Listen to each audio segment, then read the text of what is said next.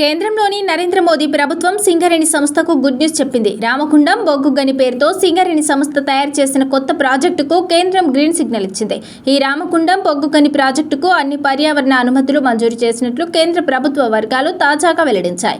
ఈ రామగుండం బొగ్గు గని ప్రాజెక్టు కోసం 4326.08 హెక్టార్ల భూమి అవసరం కావడంతో అది సేకరించేందుకు పర్యావరణ అనుమతులు కావాల్సి ఉండగా తాజాగా ఆ అనుమతులను కేంద్రం ఇవ్వడంతో బొగ్గును తవ్వుకునేందుకు మార్గం సుగమమైంది. సింగరేణి సంస్థ పరిధిలో బొగ్గు తవ్వకాలు తగ్గడంతో ఉత్పత్తి పడిపోయింది. దీంతో సింగరేణి వ్యాపారం కూడా తగ్గడంతో సింగరేణి ఉద్యోగులు తీవ్ర ఆందోళనలో ఉన్నారు. ఇలాంటి పరిస్థితుల్లో రామగుండం బొగ్గు గని ప్రాజెక్టును కేంద్రం అంగీకరించడంతో సరికొత్త ఉత్సాహం నెలకొంది. మొత్తం 2194.05 కోట్ల పెట్టుబడితో చేపట్టనున్న ఈ ఆర్జీ కోల్ మైన్ ప్రాజెక్టులో 5403 మంది సింగరేణి ఉద్యోగులతో పాటు మరో 600 మంది కాంట్రాక్ట్ సిబ్బంది విధులు నిర్వహించనున్నారు. రామగుండం ప్రాంతంలో పాత బొగ్గు గనులు మూతపడుతుండగా అందులో పనిచేస్తున్న ఉద్యోగులకు వేరే ప్రాంతాల్లో పని కల్పించడంతో పాటు బొగ్గు ఉత్పత్తి తగ్గడంతో మళ్లీ పెంచేందుకు ఈ ఆర్జీ కోల్ మైన్ ప్రాజెక్ట్ చాలా కీలకమని కేంద్ర ప్రభుత్వం భావిస్తోంది.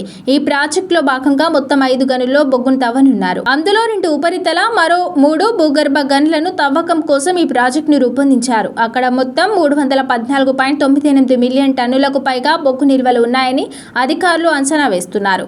ఈ ఆర్జీ కోల్ మైన్ ప్రాజెక్టులో భాగంగా ప్రతి సంవత్సరం 2.10 కోట్ల టన్నుల చొప్పున బొగ్గును 25 ఏళ్ల పాటు తవ్వాలని ప్రతిపాదనలు చేశారు. ఈ ప్రక్రియ ప్రారంభమైతే ఎన్టీపీసీ లిమిటెడ్తో పాటు బొగ్గు ఆధారిత పరిశ్రమలకు కూడా ఇంధన సరఫరా ఒప్పందాల ప్రకారం బొగ్గును సరఫరా చేయనున్నారు.